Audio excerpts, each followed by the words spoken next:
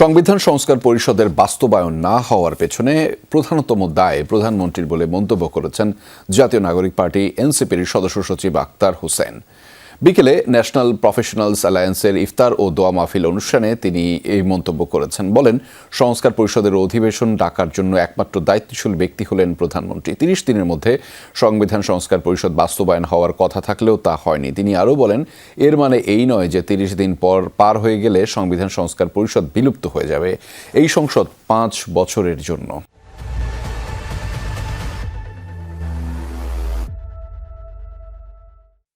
আজকে ফলাফল ঘোষণার ৩০ দিন সম্পূর্ণ হলো, কিন্তু সংসদের অধিবেশন চললেও সংবিধান সংস্কার পরিষদের অধিবেশন আহ্বান করা হয়নি।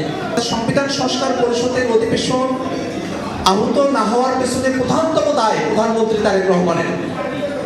প্রধানমন্ত্রী তারেক রহমান ২০২৫ সালের সংবিধান সংস্কার বাস্তবায়নের জন্য যে জুলাই সনদ আদেশ, সেটাকে তিনি কার্যত অমান্য করেছেন।